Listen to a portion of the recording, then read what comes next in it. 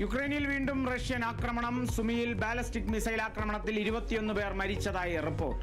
Russia ഭീകരത ആഗ്രഹിക്കുന്നുവെന്ന് Ukrainian president Vladimir Zelensky.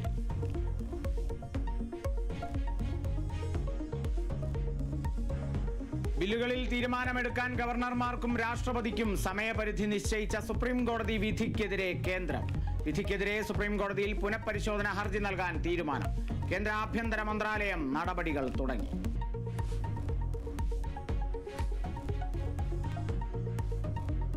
Government മുൻ പ്ലീഡർ PG മനു ജീവനൊടുക്കിയ നിലയിൽ. മൃതദേഹം കണ്ടെത്തിയത് കൊല്ലത്തെ വാടക വീട്ടിൽ.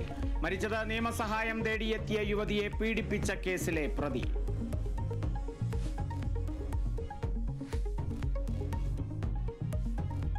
നടൻ ഷൈൻ ടോം ചാക്കോ പ്രതിയായ കൊക്കൈൻ കേസിലെ വീഴ്ചകൾ എണ്ണിപ്പറഞ്ഞ് വിചാരണ കോടതി. കേസ് സംശയാതീതമായി തെളിയിക്കാൻ പ്രോസിക്യൂഷന് കഴിഞ്ഞില്ല. പ്രതികൾ ലഹരി ഉപയോഗിച്ചോ എന്ന് പരിശോധിച്ചില്ല. നടപടിക്രമങ്ങൾ പാലിക്കുന്നതിൽ പോലീസിന് വീഴ്ച പറ്റിയെന്നും കോടതി.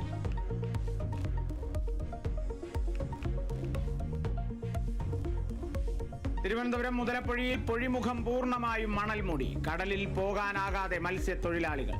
സമീപ പ്രദേശങ്ങളിലേക്ക് വെള്ളം കയറുന്നതും ആശങ്ക. മണൽ നീക്കം കാര്യക്ഷമമല്ലെന്ന് ആക്ഷേപം. പൊഴിമുഖം പൂർണ്ണമായും അടയുന്നത് 11 വർഷങ്ങൾക്ക് ശേഷം.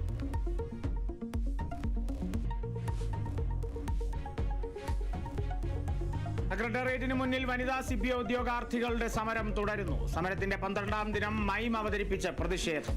റാങ്ക് ലിസ്റ്റിന്റെ കാലാവധി തീരാൻ ഇനി 6 ദിവസം ബാക്കി. നീതി ലഭിക്കുമെന്ന പ്രതീക്ഷയിൽ ഉദ്യോഗാർത്ഥികൾ. ആശാവർക്കർമാരുടെ സമരം 63ാം ദിവസത്തിൽ.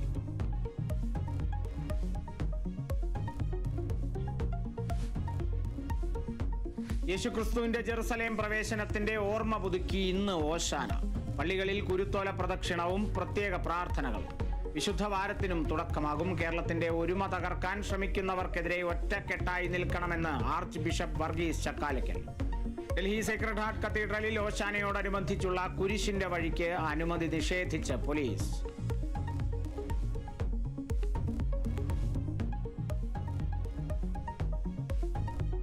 തൃശൂർ കേച്ചേരിയിൽ വീട്ടിൽ വൻ കവർച്ച. 35 പവൻ സ്വർണ്ണാഭരണങ്ങൾ കവർന്നു. മോഷണം നടന്നത് ഉറുവിൽ അംജദിന്റെ വീട്ടിൽ.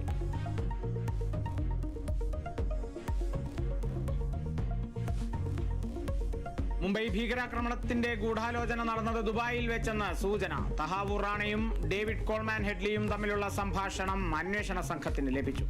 റാണയുടെ ശബ്ദ സാമ്പിൾ ശേഖരിക്കാൻ NIA. തഹാവൂർ റാണയുടെ ചോദ്യം ചെയ്യൽ തുടരുന്നു.